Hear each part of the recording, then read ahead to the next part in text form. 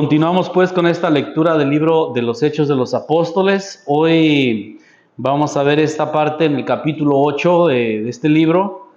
Lo que también obligó que los cristianos, que al principio estaban muy centrados en la ciudad de Jerusalén, muy pegados al templo de Jerusalén, pues todavía viviendo según las tradiciones judías. Ellos seguían siendo judíos, pero después hubo una persecución que los obligó a huir, a escapar, y esa persecución también los llevó a que el mensaje de Jesús pues llegara a otros pueblos. Escuchemos, bueno, en el previo a este capítulo 8 está lo que se llama la muerte de Esteban. Esteban fue uno de los diáconos que escogieron para el servicio de los pobres, de las viudas en la comunidad, y era muy bueno hablando. Conocía muy bien la escritura y pues defendía por supuesto la identidad, el papel de Jesús, el papel de Jesús como Mesías, como el Salvador. Y pues una parte dice que se discutían también con él, se enojaron, lo acusaron de blasfemo y lo llevaron a sacrificar, prácticamente lo apedrearon. Dice el capítulo 8, versículo 1. Aquel día se suscitó una fuerte persecución contra la iglesia de Jerusalén. Todos se dispersaron por las regiones de Judea y Samaria, excepto los apóstoles. Unos hombres piadosos sepultaron a Esteban e hicieron gran duelo por él. Saulo, mientras tanto, hacía estragos en la iglesia, entraba en las casas, se llevaba a hombres y mujeres y los metía en la cárcel. Entonces, la muerte de Esteban, pues dice, desató una persecución violenta. Entonces los cristianos dijeron, pues mejor salvar la vida y huyeron. Aquí aparece ya un personaje muy importante, Saulo de Tarso, perseguidor, y como dice, pues él era de formación fariseo y era celoso también, decir, estos están abandonando nuestra fe, nuestra religión, y no puede ser. Por eso es que dice que entraba en las casas, se los llevaba y los metía en la cárcel para obligarlos y decirles, ustedes no tienen por qué abandonar nuestra fe. Por eso es que empieza esta persecución. Viene ahí, pueden ver enseguida en el versículo 4, 8:4, Felipe en Samaria. Felipe también era otro de los diáconos. Y dice que los que se habían dispersado fueron anunciando la palabra. Felipe bajó a la ciudad de Samaria y predicaba a Cristo. Las multitudes unánimes prestaban atención a lo que Felipe decía, pues oían y veían las obras que hacía. Porque de muchos poseídos salían espíritus malos, dando fuertes gritos, y muchos paralíticos y lisiados quedaban curados. Y hubo gran alegría en aquella ciudad. Entonces, la palabra y las obras de estos discípulos de Jesús empezaron a llamar la atención y hacer que otra gente creyera en ellos. Hay una parte aquí en el capítulo 8 muy interesante. No sé si ustedes han oído hablar la palabra simonía. A lo mejor no es muy común. Es más de los círculos eclesiásticos, religiosos.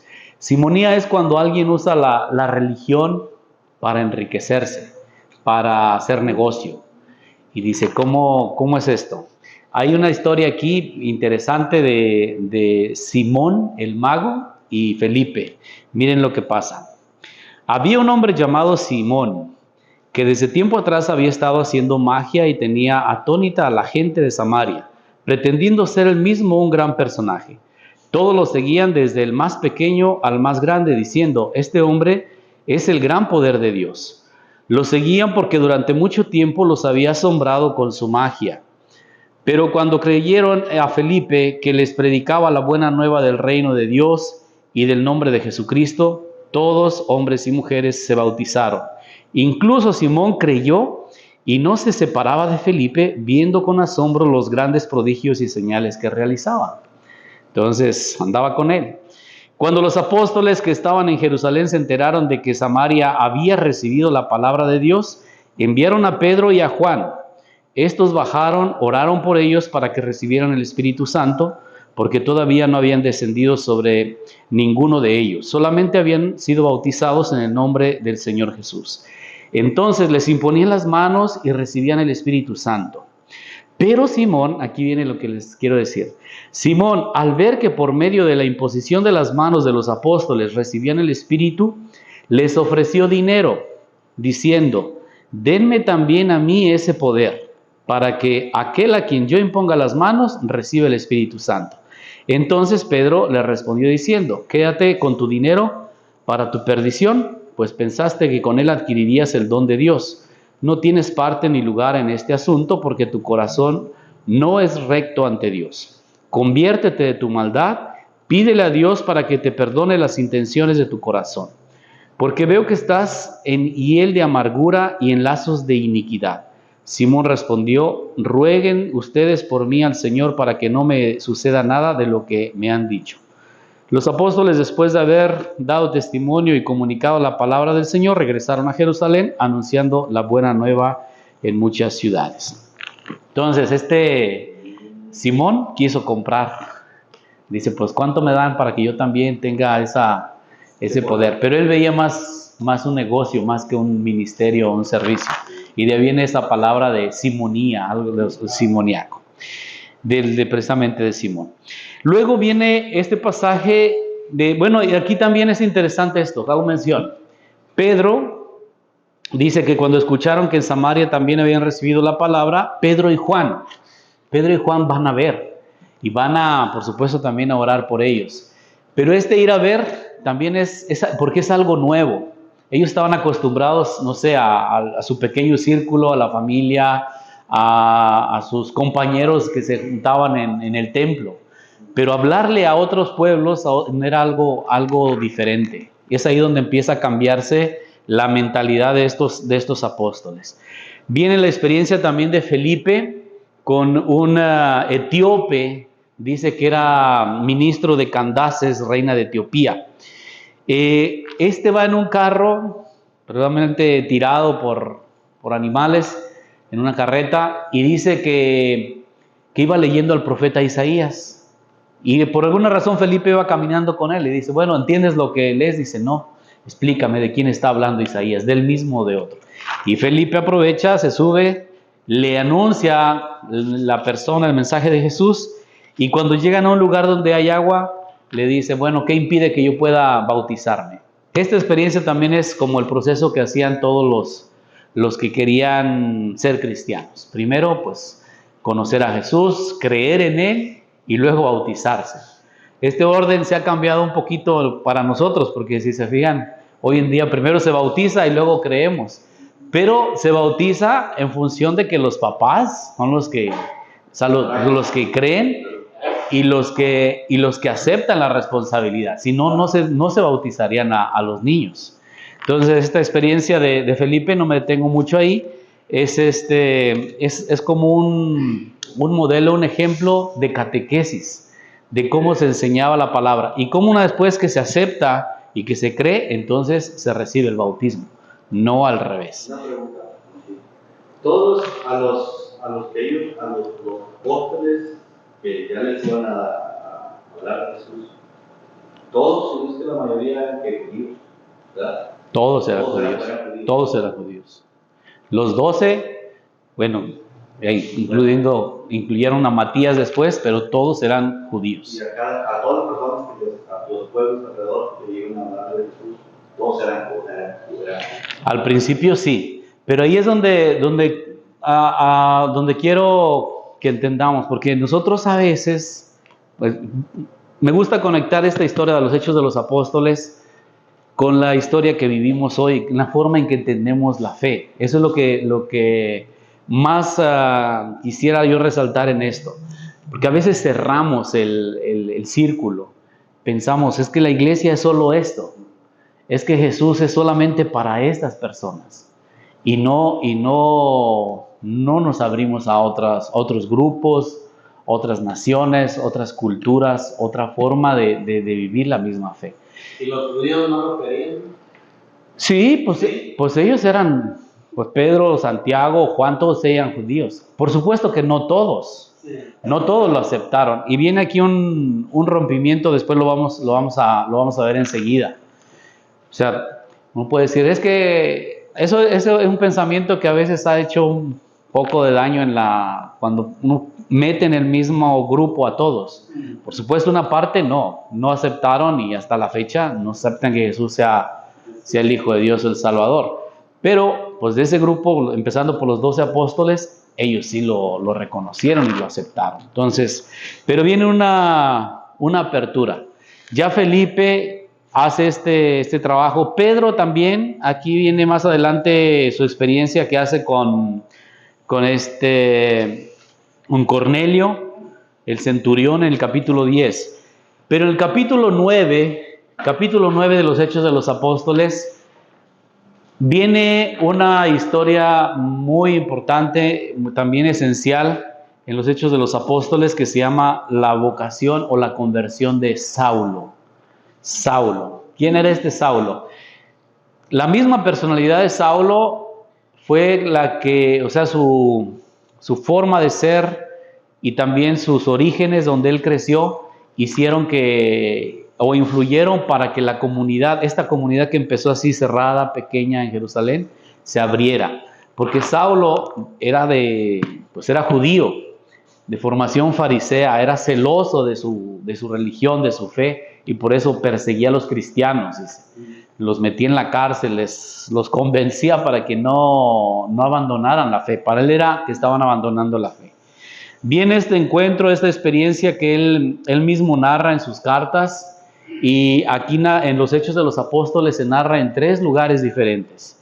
Escuchemos este capítulo 9, Hechos de los Apóstoles. Saulo, todavía respirando amenazas y muerte contra los discípulos del Señor, acudió al sumo sacerdote y le pidió cartas de autorización para poder ir a las sinagogas de Damasco.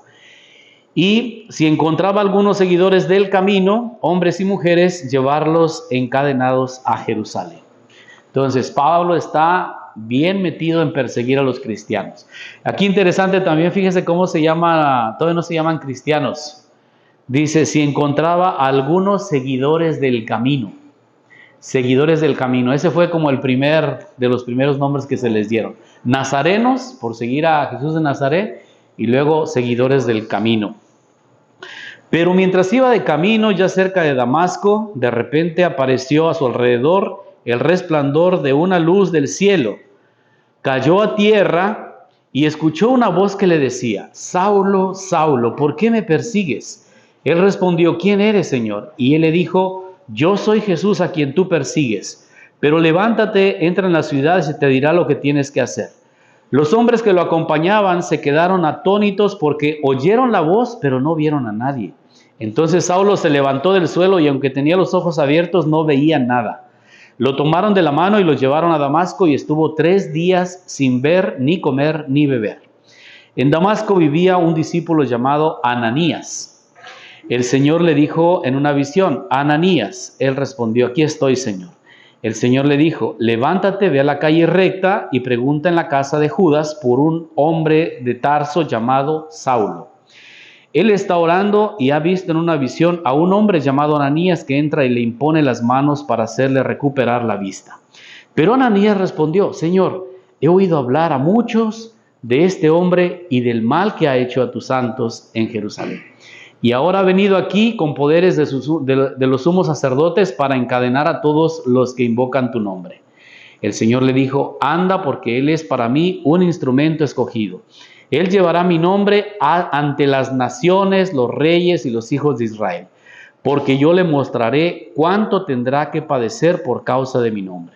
Ananías entró en la casa, le impuso las manos y le dijo, Saulo, hermano, me ha enviado a ti el Señor Jesús, el que se te apareció en el camino por donde venías, para que recuperes la vista y quedes lleno del Espíritu Santo.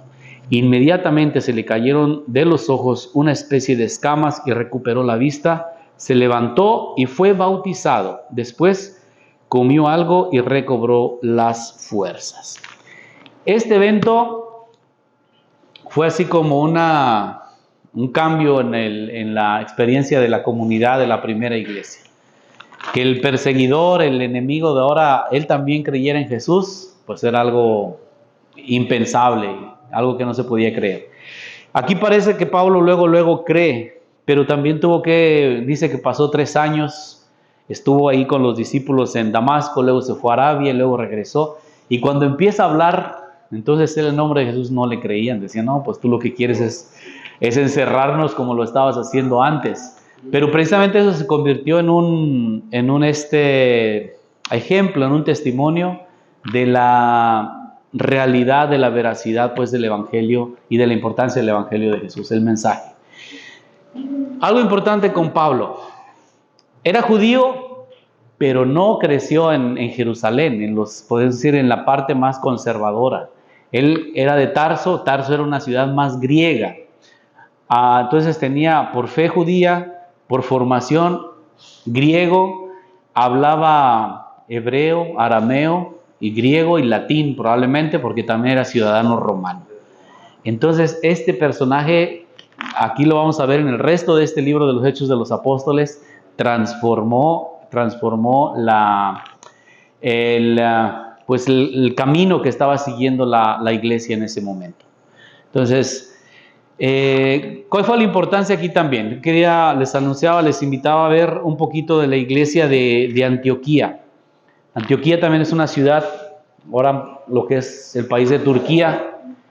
Ahí empezaron todos estos apóstoles, Bernabé, Pablo y otros, a formar una comunidad como más abierta, menos apegada a las tradiciones judías, al templo, donde empezó la iglesia. Ahora en un mundo más, podríamos decir, abierto culturalmente, en mentalidad y demás, pues le da una visión distinta. En cierta forma. No fue fácil, porque hubo también como roces, decir, no, es que ellos dicen que creen, pero no son judíos, entonces no es lo mismo. Y entonces empiezan las desconfianzas entre unos y otros. Y enviaron a Pedro, enviaron a Juan, luego enviaron a Bernabé, para ver qué es lo que estaban enseñando. Y Pablo después será llamado varias veces a rendir cuentas, pues para ver si estaban en la misma sintonía. ¿Qué significa esto? Y esta es otra reflexión que quiero compartirles. Insisto, nosotros a veces pensamos que lo que conocemos es lo único, así ha sido, así debe ser y así debe ser por los siglos de los siglos, ¿no? Como dicen las oraciones. Pues esta historia de cómo empezó la iglesia nos dice que es el Espíritu Santo el que va abriendo nuevos caminos, nuevas formas de enseñar, de anunciar y de vivir la fe. Uno a lo mejor por su experiencia uno puede decir, no, es que antes era mejor, antes eran así, antes se hacía esto, antes se hacía lo otro. Vean lo mismo en la comunidad. A veces hay cambios que se dan en el liderazgo, es decir, si se cambia, no sé, uno de los sacerdotes, uno de los obispos, pues la comunidad se transforma. Si vienen a veces, no, esos son como cambios internos, pero también hay cambios externos. Nosotros aquí concretamente, cuando incluso las catástrofes naturales, ¿no?, transforman, porque cuando llega un huracán y inunda todo esto, pasa 1 año, 2 años en lo que se reconstruye. Cuando volvemos a comenzar, tenemos que adaptarnos a esa nueva realidad. Primero, mucha gente, por ejemplo aquí del vecindario, pues se cambiaron de casa. Primero se les inundó y después no querían inundarse otra vez y después por lo que haya sido. Entonces las comunidades cambian. Y dice, y ahora, porque uno dice, es que antes teníamos, fíjense a veces en lo que nos quedamos, teníamos este horario, hacíamos esto, hacíamos lo otro, teníamos estas actividades, así se celebraba, no sé, la fiesta patronal, así decía el otro. Pero pues no significa que siempre tenga que ser así. Uno tiene que ir adaptándose, viendo, sin perder lo esencial, sí, pero sí tiene que dar respuesta a lo que se va presentando, a los nuevos desafíos. Pero eso no solo en esta comunidad, en cualquier comunidad. Si nos quedamos así, pues vamos a estar añorando siempre. Es que antes así era. No, es que ahora estamos aquí. Es que ahora estamos, y lo veamos también en la familia, lo vemos en el trabajo, donde sea. No es que antes estuvieran mal o estuvieran mejor o peor que nosotros, era diferente. Ahora, pues este es el presente, esta es la realidad, y aquí es donde uno responde, ¿no? Donde uno vive, donde uno convive y tienes tus alegrías, tus tristezas, tus logros, tus fracasos, todo lo que quieras. Entonces, para mí eso es una enseñanza importante de cambiar, de adaptarse y de ir siempre, por supuesto, atentos a escuchar lo que dice la palabra de Dios. Hay una experiencia aquí que quiero ver en la predicación de Saulo en Damasco. Miren cómo le tenían miedo. Hechos 9:20. Estuvo algunos días con los discípulos de Damasco después de su bautismo o de su conversión. Y enseguida se puso a anunciar en las sinagogas diciendo que Jesús era el Hijo de Dios. Todos los que lo escuchaban estaban sorprendidos y decían: ¿no es este el que perseguía en Jerusalén a los que invocaban ese nombre? ¿No había venido aquí para apresarlos y conducirlos ante los sumos sacerdotes? Pero Saulo se fortalecía y confundía a los judíos que vivían en Damasco, demostrando que Jesús es el Cristo.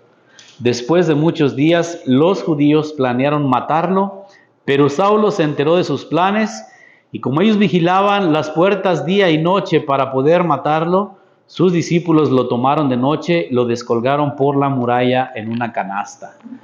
Las ciudades antiguas estaban rodeadas, protegidas, amuralladas. Hoy algunos barrios así también se protegen, ¿va?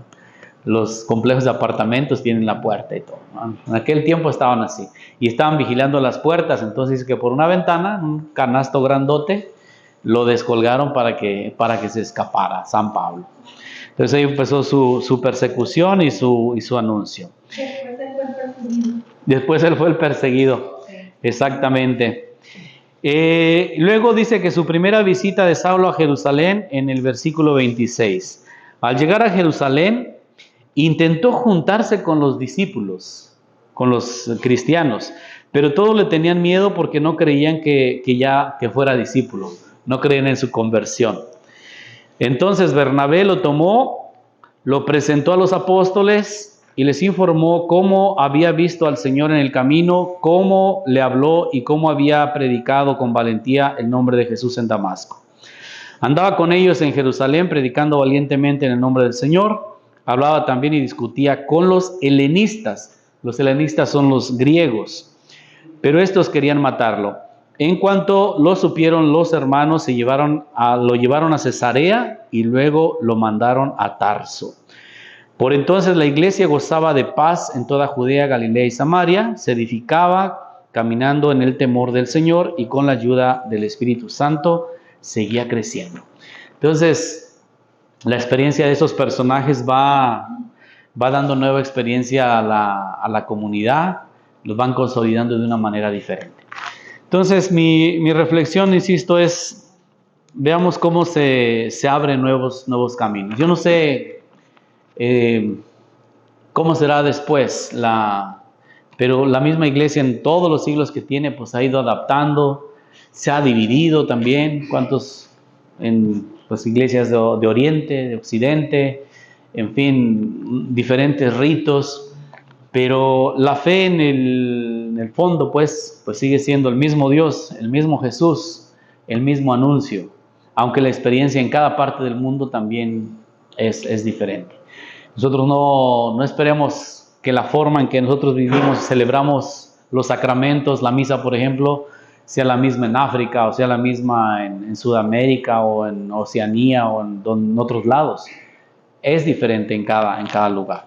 Aquí mismo la mentalidad que uno puede tener, nosotros que emigramos, que llegamos aquí, con una formación, con unos valores, pues también hay un choque cultural en el que uno se adapta a la forma de vivir, de pensar y de decidir las cosas aquí. Muchas cosas buenas, otras pues no tanto, pero es así como se va caminando. Entonces, mi propuesta es, vean esto, de una comunidad de Jerusalén pequeña, pues se va abriendo a un mundo diferente de personas. Mismo Saulo, mismo Cornelio, que era un centurión romano, van aceptando la fe y eso va transformando la identidad de la iglesia, de las primeras comunidades cristianas. Digo, ojalá que pues tengamos también nosotros esa visión de que no se nos cierre el mundo a pensar que las cosas son así y que no cambian. ¿Ok?